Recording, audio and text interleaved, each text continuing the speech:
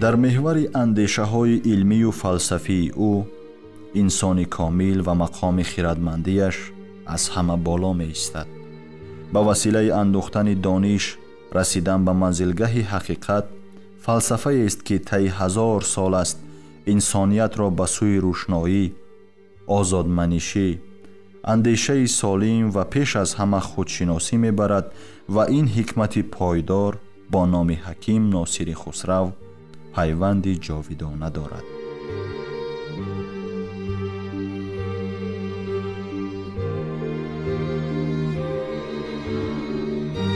او فرزند فرزانه زمان خود و امروز و آینده است که همچون نویسنده، فیلسوف، شاعر و متفکر برجسته تاجیک فعالیت بلند علمی برده آوازه جهانی پیدا کرده است.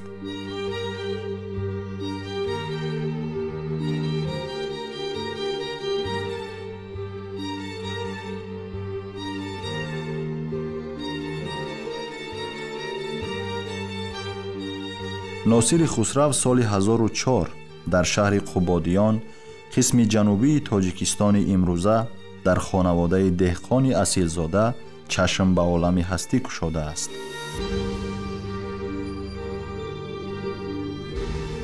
از خردی والدین به اون نام ناصر را لایق دانستند و چون نام پدرش خسرو، تخلصش ابو معین‌الدین و قبادیانی اشاره به زادگاه اوست، همچون ابو معیز حمیدالدین ناصر خسرو قبادیانی مشهور می باشد. من از پاک فرزند آزادگانم. نگفتم که شاپور بین اردشیرم، یعنی تاجیکان و فارسا را در آنجا به نام دهقان که یک نوع اشرافزاده، یک نوع ضمیردار بود و آزادگان نمی بردند. در همین گونه فضا، در همین گونه عائله، در همین گونه فضا تولد شده است. علمهای زمانش را نه تنها علمهای دینی بلکه علمهای دنیوی را از بر کرده بود. یعنی ناصر خسرو در یک فضای فراگیر علم و دانش و فرهنگ خراسان که در زمان سامانیان مرکز تمدن محسوب میشد از بر کرده بود. تحصیل او در همون مدرسه خواجه مشهد که امروز در ناحیه شهرتوز امروزه جمهوری تاجیکستان است. که دو از هر یک چیز شروع میکند و اینکه زاده قبادیان است. قبادیان در زمان ناصر خسرو یکی از گوشهای خیلی معمور بلخ بود، یکی از گوشهای معمور عمان تاجیک نشین بلخ بامیان بود، بلخ باستان بود که یکی از مناطق خیلی معروف تاجیک نشین است. زمانی که یونانیان از ایران سبق می آموختند در نشست و خیزات در ادب و اخلاق، ایرانیان از اهل بلخ می آموختند. بلخ در سراسر ایران، یعنی در سرزمین گویا که اجدادی تاجیکان، با عنوان مرکز فرهنگی خیلی معتبر معروف بود و در زمان ناصر خسرو با وجود چیره شدن صحرانشینان بر این کشور همون سنت های علمی باقی بودند.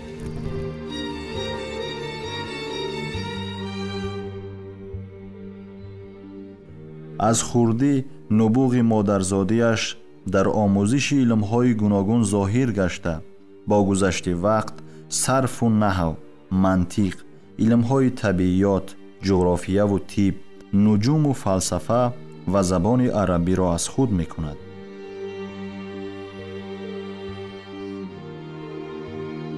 سرچشمه‌های علمی و بازمانده‌های نادر تاریخی دلیل واضح‌اند که آوان کودکی و نوجوانی ناصر خسرو در شهر توس، مدرسه خواجه مشهد، تخت قباد، تخت سنگین و دیگر شهرستان‌های قدیمی کیانیان و باختر باستان سپری گشته است. با گذشت سالها تحصیل را در مدرسه بلخ نیز دوام می‌دهد. در مکتب شعری استاد رودکی و دیگر ذهن پروران عهد سامانیان اصالت زبان مادری و شعر تاجیک را در پایه بلند نگاه داشته یکی از سخنوران ممتاز می‌گردد. در بلخ در مرو تحصیل خود را ادامه داده است و در درگاه محمود و پسر او مسعود خدمت کرده است. در زمان زندگی کرد که دولت سامانیان از دست رفته بود. آن درخش سیاسی و فرهنگی که خاص تاجیکان بود طی بیش از 1 قرن از میان رفت و دیگر با تأسف یاد میکردن بزرگان ما از آن زمان، از زمان سامانیان. و ناصر خسرو خودش هم متولد دوران بعد از سامانیان است. یعنی زمانی است که الکی اقوام کوچی از صحرای قیپچاق و از چین اومده و این کشور را تسخیر کرده و غلامان ترک تباری که بار یافتند از جانب سامانیان، آنان نیز نصفی از کشور را مال خود کرده بودند. ناصر خسرو در همین زمان زندگی داشت. ناصر خسرو با دانش و بینش، وسعت اندیشه و بیان دلرس ایجادیات رنگینش سالهای 30 عصر 11 همچون شاعر و عالم زبردست معروفیت پیدا می کند و مدت در درگاه سلطان محمود غزنوی به کارهای مأموری مالیوی مشغول می گردد و برابر فعالیت در دیوان مالیات سلجوقیان اینچنین به حیث دهقان نیز کار می کند. اما با مرور زمان ترک خدمت دربار نموده، دانش و تجربه سبک سخن جذابش را در راه معرفت و نواندیشی، خیرتگرایی، وطن پرستی و اندیشه ملی به کار میبرد. از همین دوره زندگی انا تغییری روش که در اندیشه او در سن 40 سالگی با وجود آمد، محض همین تغییری روش او را به جای رسانید که حکیم ناصر خسرو از دید نو، از دیدگاه نو به علم و به فلسفه و به حکمت نگریست. خرد را، علم را، دانش را، سخنوری را، فلسفه دنیاگرایی را، فلسفه دوست داشتن ملت، به مردم خدمت کردن، به ایران نژادها خدمت کردن را همچون یک فرزند بزرگ ملت پس از حکیم فردوسی چیکار میکند؟ ادامه میدهد. ناصر خسرو با اون جنبه ملی که در ادبیات از طریق آثارش تبلیغ میکرد یک تأثیر بزرگی در خودشناسی مردم ایرانی تبار، تاجیک تبار گذاشت و همون جنبش علمود که طی 170 سال از گویا که شأن و اعتبار و ناموس مردم تاجیک تبار، ایرانی تبار دفاع کرد در برابر صحرانشینان صحرای قیپچاق، در برابر دشت نشینان صحرای قیپچاق، در برابر سلجوقیان و بعداً خوارزمشاهیان، خود گویا که منشأ گرفته از جهانبینی ناصر خسرو بود. در اونجا بود که اولین بار در تاریخ زبان فارسی با عنوان زبان دولتی اعتراف گردید. امثال دیگر فرزانگان تاجیک، ناصر خسرو خرد را وسیله رسیدن به همه پیروزی و رهایی از جهل و نادانی دانسته، همیشه ترغیبگر خردمندی است. در آثار این متفکر بزرگ خردمندی برابر به ایمان و پاکدامنی و روش حقجویانه و سرشت پاک می باشد که انسان را همیشه به سوی نکویی، اخلاق نمونه و دانستن مقام خود در روی زمین می خواند. شاه ناصر خسرو میگه که تو که خود کنی اختر خویش را بد، چه جویی ز افلاک نیک اختری را. یعنی اختر خود را، طالع خود را با رفتار ناشایسته و با سعی و تلاش ضعیف خودت ستاره بختت را به نزول کشیده. از افلاک، از فلک ها، از ستاره ها چی می جویی؟ یعنی ناصر خسرو یک شخصیت چندبعدی است. یک شخصیت است که او فقط گویا ظاهراً به قول دانشمندان که یک شاعر مذهبی باشد بوده نیست. از دایره وی میراید یک شاعر انسانی است، یک پنهان کننده اندیشه های انسانی، اندیشه های دینی، اندیشه های ملی می باشد پیش از آن. مکن قصد جفا گر با وفایی، زی سگ تعبی بود گرگ آشنایی، دری گنج معیشت سازگاری است، کلید باب جنت بردباری است.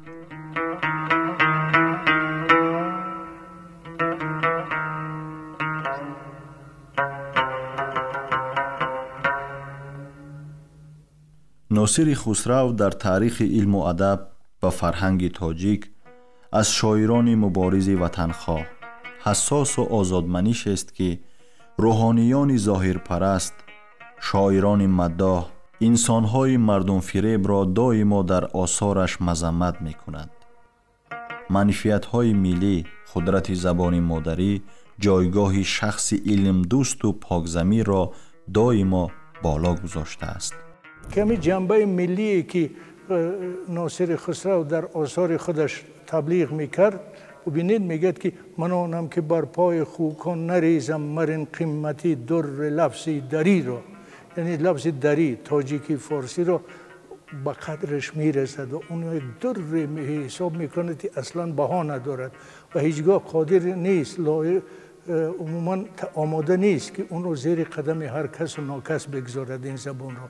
و همین خاطر است که هیچگاه مدح کسی را نگفته است، زیرا نمیخواست که با این زبان مدح دونان و صحرانشینان را گویا که انجام بدهد. این یک ویژگی دیگری ناصر خسرو است.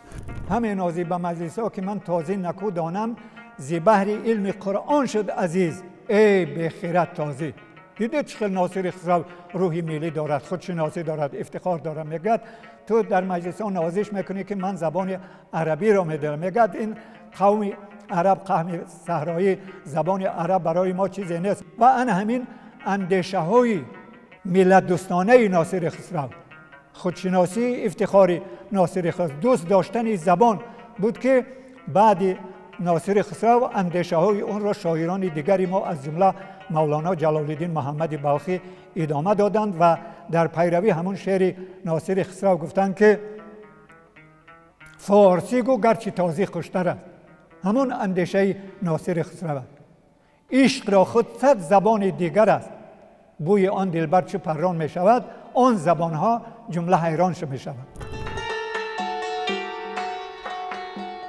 به هنگام 40 سالگی در زندگی ناصر خسرو تغییرات کلی به میان می آید و او راه سفر را پیش می گیرد که مقصد اساسیش آشنایی با زندگی مردم، دریافت همنشین خوب و مهمتر از همه جستجوی حقیقت بود.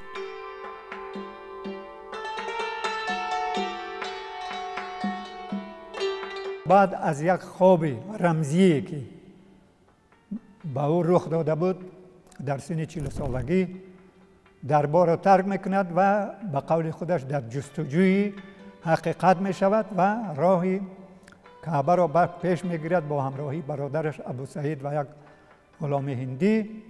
7 سال در کشورهای عرب سیر سفر میکند. در دربار فاطمیان مصر که می رود با دانستن فقه و زبان عربی تمام مردم اونجا را تسخیر می کند و خود خلیفه فاطمی همون مصر او را با عنوان حجت خراسان می فرستد برای تبلیغی گویا که تعلیمات خودش. بعد از او که او به دربار فاطمیان راه یافت، 2 سال و 9 ماه در دربار فاطمیان در نزد امام اون دوره امام مستنصر بالله تعلیم گرفته است. می توان گفت که تا یک اندازه دوره با علم آموزی حکیم ناصر خسرو در دربار فاطمیان صورت می گیرد.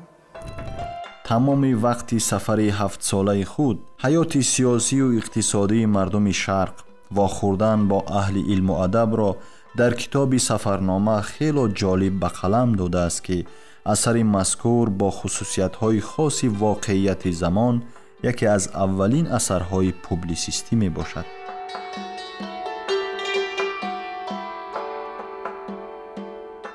درباره سفرنامه محققان، دانشمندان تحقیقات‌های بسیار کردند و این اولین اثر یادداشتی است که نتیجه سیر سفرهای خود را ناصر خسرو در اینجا جمع آوری کرده است و من بعد برای نوشتن اثرهای ترجمه حالی، یادداشتی گلستان و بستان، نوادر الوقایع، بدایع الوقایع، یادداشت‌های استاد صدرالدین عینی و ده‌ها اثرهای دیگری که در نتیجه سیر سفر نوشته شده است، یعنی یک نوع یادداشت نویسی همچون زمینه شده است.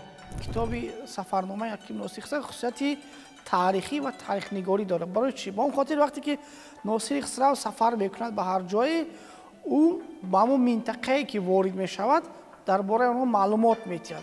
هم از نظر جغرافی، هم از نظر عرف و عادت‌های آنها و هم از نظر اتنیکی و زبانی و دیگر ارزش‌هایی که موجود است معلومات می‌دهد. در برابر سفرنامه ناصر خسرو جامع الحکمتین، کشایش و رهایش، روشنایی نامه و دیوان اشعار خود را به یادگار مانده است که ذهن خواننده را تحریک می‌دهد. او را به سوی راستی، نکوکاری، شناخت هویت، درک ماهیت زمان و دیگر پدیده‌های نیک همزیستی هدایت می‌کند. مهمترین اثرهای ناصر خسرو که هم به نثر هم به نظم نوشته است از جامع الحکمتین، کشایش و رهایش، خانقوان، سعادت نامه، روشنایی نامه، سفرنامه و دیوان اشعار عبارت می باشد. همه آثار او به زبان تاجیکی تألیف شدند. هم زاد المسافرین، خان الاخوان، جامع الحکمتین، کشایش و رهایش، وجه دین، تمام آثارش با زبان تاجیکی ایجاد شدند. آثار فلسفی و فقهیش و قصیده های خیلی زیبایی دارد به زبان تاجیکی که در اول مضامین فلسفی و مضامین تصویر طبیعت و زیبایی های زندگی و زیبایی های عالم هستی را به تصویر میکشد و بعد میره جنبه های فلسفی و از دید آفرینش به اونها مینگرد. با نوشتن چنین اثرها که بلندترین غایه خردگرایی را تلقین میکند، ناصر خسرو در جهان اندیشه شاعری بزرگ انسان پرور شناخته می شود. در دنیای فلسفه حکیم ناصر خسرو را از روشنفکران توانای دریافتن ممکن است که پیش از همه به انسان مراجعت می کند و دانشمند عقلگرا می باشد. او به عقل و هستی ارج می گذارد و راه یگانه رسیدن به سعادت را محض از روزنه خرد می بیند که نجات انسان ها از جهل و نادانی است. یعنی انسان کامل به وسیله عقل و خرد می تواند عالم را تغییر دهد.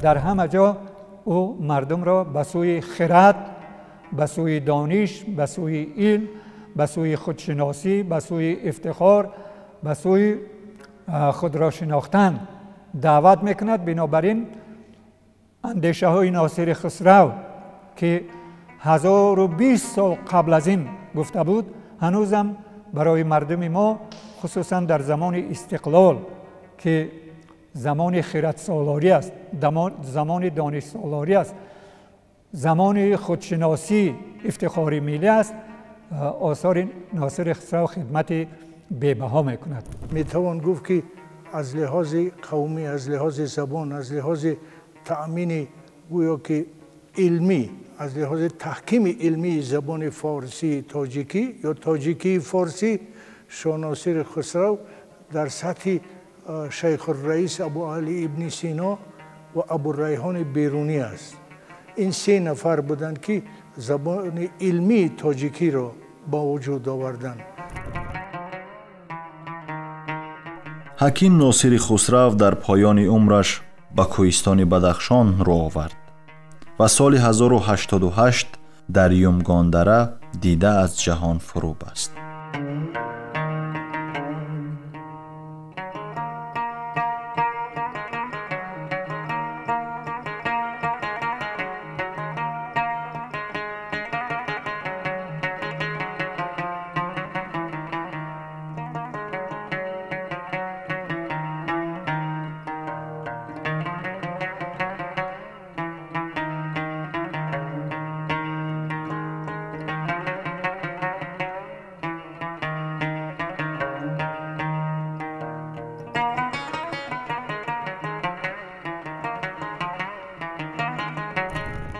مقاومت شدید متعصبان روبرو میشد ناصر خسرو و رو به اصطلاح گریز میبرد و در یمگاندره پناه میبرد و باقی عمرش را در بین کوههای سر به فلک کشیده به قول خودش در زندان سپری میکند، اما در اینجا هم وی دست از مبارزه دست نمیکشد.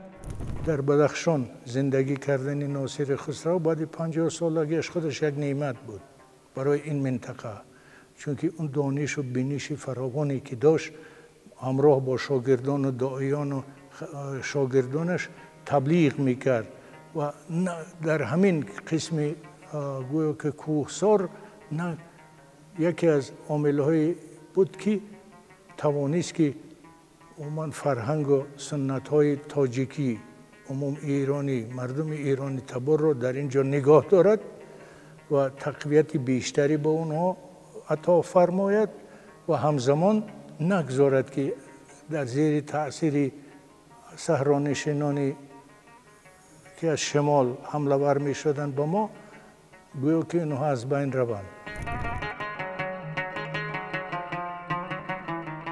امروز در بدخشان چشمه جوش میزند که مهمانان و سیاحان زیاد از آب جانبخش آن نوش میکنند و حلاوت میبرند که با نام چشمه ناصر معروف میباشد.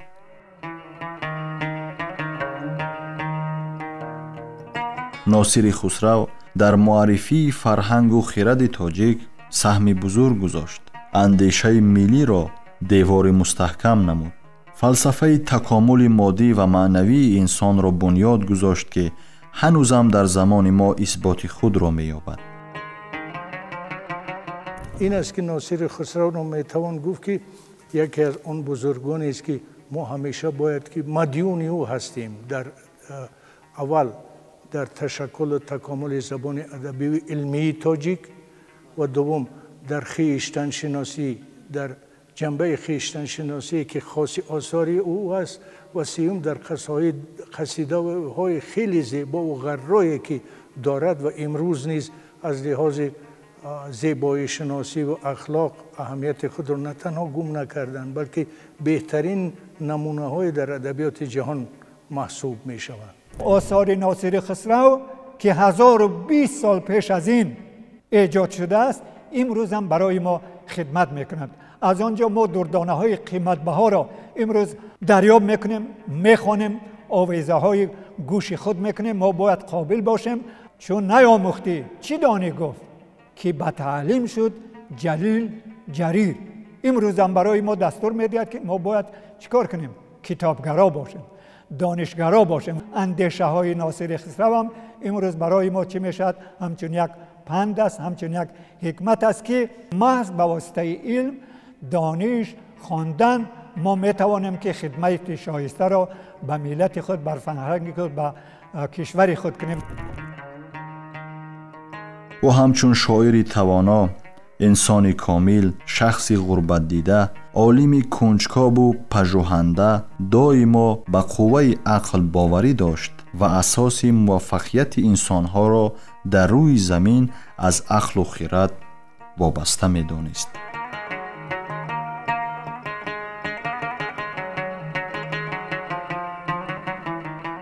من گر بدین ضعیف تنم زان که در سخن زین چرخ پر ستاره فزون است اثر مرا.